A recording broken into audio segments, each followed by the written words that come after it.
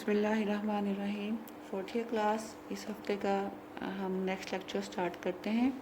हमने डिस्कस करने हैं methods for the measurement of surface tension, यानी कि एक्सपेरिमेंटली हम लैब में किन किन तरीक़ों से सरफेस टेंशन को मेजर कर सकते हैं।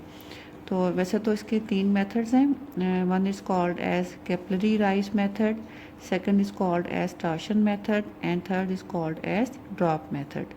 ठीक है, capillary rise method, torsion method and drop method. तो इनमें से हम 2 मेथड्स जो है वो डिस्कस करेंगे, that is torsion method and drop method. Torsion method को देखते हैं।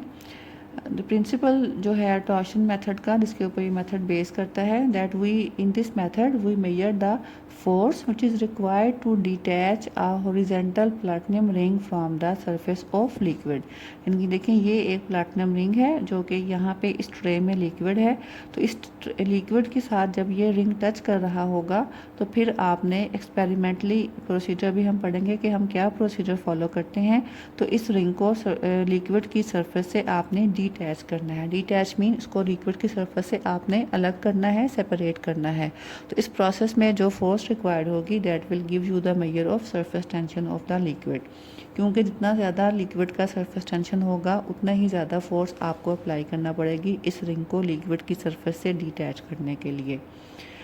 अब हम देखते हैं कि किस तरह से हम ये प्रोसेस जो है वो कैरी आउट कर सकते हैं। डायग्राम में आप देखें, there is a platinum ring of radius R. ये आपका प्लैटिनम रिंग है जिसका रेडियस जो है वो आर है। It is suspended bye a hook on the beam. ये आपका बीम है, इसके साथ इस हुक से ये रिंग जो है वो सस्पेंड हो रहा है। A screw S is use to fix the pointer P. ठीक है, ये स्क्रू एस है जो कि डायरेक्टली लिंक्ड है इस पॉइंटर पी से। तो इस स्क्रू की मदद से आप पॉइंटर पी की पोजीशन जो है वो एडजस्ट कर सकते हैं, क्योंकि जाहिर है कि at the start of the experiment हम पी को 0 पे सेट करेंगे।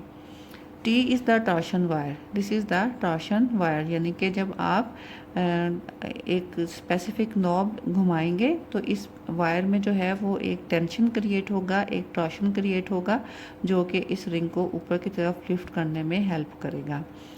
The wire is so adjusted that the beam A is in horizontal position. Wire को यूँ एडजस्ट किया जाता है कि ये जो बीम है ये बिल्कुल horizontal mean parallel to the ground, parallel to the surface on which the apparatus is kept. ये उसके बिल्कुल हॉरिजॉन्टल पैरेलल होगा, यानी कि हॉरिजॉन्टल होगा। The liquid is placed in the dish B. ये हमारी डिश बी है जिसकी सरफेस के ऊपर हमने जिस लिक्विड का सरफेस टेंशन मेजर करना है उस लिक्विड को आपने उस डिश में जो है वो पोर कर देना है, पुट कर देना है। The height of the dish B is controlled by the screw S. ये स्क्रू एस है जो कि इस डिश की हाइट को कंट्रोल करता है। It is adjusted in such a way that the liquid just touches the ring. आपने इस ट्रे की या इस डिश की हाइट को यूँ सेट करना है कि लिक्विड जो है वो जस्ट रिंग के साथ टच कर रहा हो। Then the knob C is turned slowly till the ring is detach. ये आपकी नॉब सी है। जब आपका लिक्विड जो है वो जब आपका रिंग जो है वो जस्ट लिक्विड की सरफेस को टच कर रहा होगा तो आपने इस स्क्रू एस की मदद से पॉइंटर पी को 0 पे सेट करना है। उसके बाद आपने इस स्क्रू सी को या इस नॉब सी को आहिस्ता आहिस्ता यूँ रोटेट करना है कि क्योंकि जब आप इसको रोटेट करेंगे इस तरह से क्लॉकवाइज डायरेक्शन में, तो जाहिर है कि इस वायर में जो है वो एक स्ट्रेच, एक टॉर्शन प्रोड्यूस होगा जिसकी मदद से ये हुक जो है ये ऊपर की तरफ मूव करेगी। तो इन टर्न ये रिंग जो है वो सरफेस ऑफ लिक्विड से डिटैच हो जाएगा। तो जब आप इस नॉब सी को रोटेट करेंगे तो जाहिर है कि ये पॉइंटर जो है क्योंकि डायरेक्टली अटैच है नॉब सी से, तो ये भी मूव करेगा अपने पोजीशन से। तो जो रीडिंग आपके पास आएगी इस पॉइंटर की मूवमेंट से, उसी रीडिंग को हमने नोट करना है।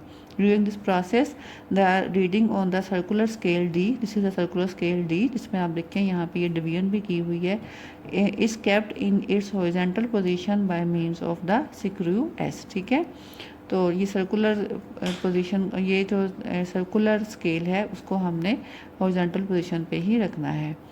अब सरफेस टेंशन कैलकुलेट करने के लिए हम जो इक्वेशन यूज़ करेंगे वो क्या है, that gamma is equal to M G into over 4 pi R, where M is the mass of the liquid. ठीक है, यानी कि जो लिक्विड आपने रखा था डिश में उसका मैस कितना था। जी आपको पता है, g is the acceleration due to gravity and r is the radius of the platinum ring. इस रिंग का रेडियस जो है that will be called as ring m, sorry that will be called as r. तो ये सारी values put करके 4 पाई जो हैं ये आपके पास कांस्टेंट्स हैं, तो ये वैल्यू पुट करके हम यहाँ से सरफेस टेंशन की वैल्यू फाइंड आउट कर सकते हैं। उसके बाद दूसरा मेथड जो है हमारे पास ड्रॉप मेथड है। तो आपको पता है कि जब आप लिक्विड को फ्रीली फॉल करने दें तो वो नीचे की तरफ मूव करेगा, फॉल करेगा because of the action of gravity. और क्योंकि हमने पहले बात की कि लिक्विड की प्रॉपर्टी है सरफेस टेंशन उनमें होता है, तो उस वजह से लिक्विड जो है वो हमेशा ड्रॉप्स की फॉर्म में फॉल करता है।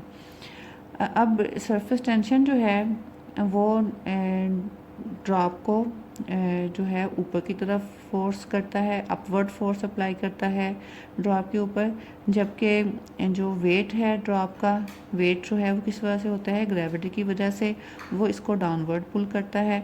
तो जब ये दोनों फोर्सेस जो अपवर्ड फोर्स है यानी कि सरफेस टेंशन और डाउनवर्ड फोर्स यानी कि वेट ऑफ द ड्रॉप, जब वो बैलेंस हो जाएं तो उस स्टेज पे हम कैलकुलेशन करके लिक्विड का सरफेस टेंशन फाइंड आउट कर सकते हैं। उसके लिए दो प्रोसेसेस हैं, measurement of the weight of the drop and measurement of the counting of the number of drops. तो इसमें हम डिस्कस करेंगे counting of number of drops, क्योंकि ये इसको कैरी आउट करना जो है वो कंपैरेटिवली इजी है, और वैसे भी ये वाला जो मेथड है ये हमारे प्रैक्टिकल सिलेबस में भी शामिल है। हम इसको लैब में जो है वो परफॉर्म करके भी देखते हैं, तो इसी को थ्योरेटिकली हम यहाँ पे डिस्कस भी करेंगे। नंबर ऑफ़ ड्रॉप्स काउंट करने के लिए किसी भी लिक्विड के हम जो अपरेटस यूज़ करते हैं it is called as stalagmometer. This apparatus is called as stalagmometer, या बाजू का इसको ड्रॉप पिपेट भी कहते हैं, लेकिन ज़्यादा कॉमन नाम जो है वो स्टेलेग्मोमीटर है। देखिए ये एक शीशे की स्ट्रेट ट्यूब है, लेकिन इसकी ख़ास बात क्या है, नंबर एक, इसके सेंटर में एक बल्ब है, यानी कि सेंटर वाला एरिया जो है वो बल्ब की फॉर्म में है। नंबर टू, बल्ब से नीचे जो इसका एरिया है, जो इसका पोर्शन है, that is in the form of a capillary tube. Capillary tube mean एक बहुत ही नैरो ग्लास ट्यूब, यानी कि जिसका डायमीटर जो है वो बहुत ही कम होता है। देखिए इसकी वॉल्स बहुत थिक हैं, और ये अंदर से जो आपको वाइट नज़र आ रहा है ये इसका डायमीटर है जहाँ से लिक्विड पास कर सकता है, ठीक है। तो बाकी सारी इसकी ये थिक वॉल्स हैं, that is the portion which is in the form of a capillary. जबकि अपर पोर्शन जो है वो नॉर्मली एक ग्लास ट्यूब है कंपैरेटिवली एक लार्जर डायमीटर की, और ये बल्ब है। तो इस ट्यूब के ऊपर, ग्लास ट्यूब के ऊपर यहाँ पे दो स्पेसिफिक मार्क्स लगे होते हैं, निशान लगे होते हैं, जिसको यहाँ पे एक्स और वाई से जो है वो यहाँ पे उन्होंने सिम्बलाइज़ किया है। तो तरीका ये होता है कि हम इस स्टेलेग्मोमीटर में लिक्विड जो है वो जिसका हमने सरफेस टेंशन फाइंड आउट करना है वो फिल करते हैं। फिल करने के लिए हम इसको लिक्विड में डिप करते हैं नीचे वाले पोर्शन को, और ऊपर से इसको सक करते हैं, तो वाटर जो है कैपिलरी ट्यूब में राइज करके फिर बल्ब में आता है, फिर इस ऊपर वाले पोर्शन में आ जाता है। तो हमने इसको मार्क एक्स तक जो है वो सक करके मार्क एक्स तक ले आना होता है। उसके बाद हम लिक्विड को इस तरह से, यानी कि इस ट्यूब के ऊपर प्रेशर एडजस्ट करते हैं with the help of a pinch cork, कि लिक्विड जो है वो यहाँ कैपिलरी ट्यूब से ड्रॉप बाय ड्रॉप गिरना शुरू हो जाता है। जब लिक्विड ड्रॉप बाय ड्रॉप गिरता है तो हमने काउंट करना है कि एक्स से वाई तक जो लिक्विड था उसको जब आपने यानी कि फॉल करने दिया तो कितने नंबर ऑफ़ ड्रॉप्स लिक्विड के बने हैं। सपोज़ के वो 90 बनते हैं या 110 बनते हैं, जितने भी, यानी कि जब आपका वाटर जो है वो एक्स वाटर या लिक्विड जो भी था जब वो एक्स पे था बिल्कुल, उस वक्त आपने नंबर ऑफ़ ड्रॉप्स काउंट करना शुरू किए, और फिर आपने सारे नंबर ऑफ़ ड्रॉप्स काउंट करने हैं until the water level reaches up to the mark Y. तो ये काम आपने करना है उस लिक्विड के साथ जिसका आपने सरफेस टेंशन मालूम करना है। उसके बाद यही काम आपने करना है वाटर के साथ। वाटर को हम लेते हैं एज अ स्टैंडर्ड रेफरेंस। तो अगले दूसरे स्टेप में हमने इसी स्टेलेग्मोमीटर में वाटर फिल करना है अप टू मार्क एक्स, और फिर पिंच कॉर्क को इस तरह से एडजस्ट करना है कि वाटर जो है वो ड्रॉप बाय ड्रॉप यहाँ से गिरना शुरू हो, और हमने देखना है कि मार्क एक्स से लेकर मार्क बी तक लिक्विड फ्लो करने में, वाटर को फ्लो करने में कितने ड्रॉप्स बने हैं। तो वाटर के भी आप नंबर ऑफ़ ड्रॉप्स काउंट करेंगे। उसके बाद मैं आपको बताती हूँ कि मैथमेटिकल एक्सप्रेशन जो है वो आपने कौन सा यूज़ करना है to find out the surface tension. ये हमारा मैथमेटिकल एक्सप्रेशन है जो कि हमें सरफेस टेंशन की वैल्यू देगा, that is γ1 over γ2 is equal to n2 into d1 over n1 into g2। γ1 is the surface tension of first liquid, γ2 is the surface tension of second liquid. यानी कि इसमें से एक लिक्विड तो हमारे पास water था, दूसरा लिक्विड हमारा वो जिसका हमें सरफेस टेंशन मालूम करना है, जिसको हम टेस्ट लिक्विड कहेंगे। ठीक है, इनमें से किसी को भी आप नंबर 1 असाइन कर सकते हैं, किसी को भी नंबर 2, लेकिन ख्याल करें कि जिसको आपने सपोज आपने वाटर को नंबर 1 असाइन किया है तो यहाँ पे भी हर जगह d1 mean density of water होगा, n1 mean number of drops of water. दूसरा जो हमारा लिक्विड था उसको हमने 2 नंबर असाइन किया है, तो γ2 mean surface tension of the liquid test liquid, n2 mean number of drops of test liquid, d2 means density of test liquid. Density जो है वो हम आसानी से स्पेसिफिक ग्रेविटी बॉटल की मदद से फाइंड आउट कर सकते हैं। γ1 की वैल्यू देखने के लिए हम लिटरेचर में टेबल, जैसे अभी मैंने आपको दिखाया था, टेबल में डिफरेंट टेम्परेचर्स पे वाटर का सरफेस टेंशन दिया गया था, तो इस किस्म का टेबल हम किसी भी बुक से कंसल्ट कर सकते हैं। वहाँ से हमारे पास वाटर का सरफेस टेंशन की वैल्यू आ जाएगी at the specific temperature.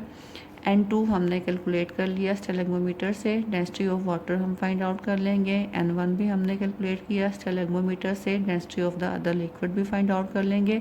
The only unknown thing is γ2, जो हम ये सारे फैक्टर्स जब हम पुट कर देंगे तो हमारे पास γ2 की वैल्यू जो है वो आ जाएगी। तो इस तरह से हम अननोन लिक्विड की वैल्यू फाइंड आउट कर सकते हैं bye counting the number of drops of the given liquid and that of the water. Hope so कि आपको ये सारे पॉइंट्स जो हैं वो क्लियर हो गए होंगे। तो इसके साथ ही हमारा सरफेस टेंशन के बारे में सारे पॉइंट्स जो हैं वो हमने डिस्कस कर लिए हैं। नेक्स्ट वीक इंशाल्लाह हम नेक्स्ट प्रॉपर्टी डिस्कस करेंगे। उस वक्त तक के लिए अल्लाह हाफिज़।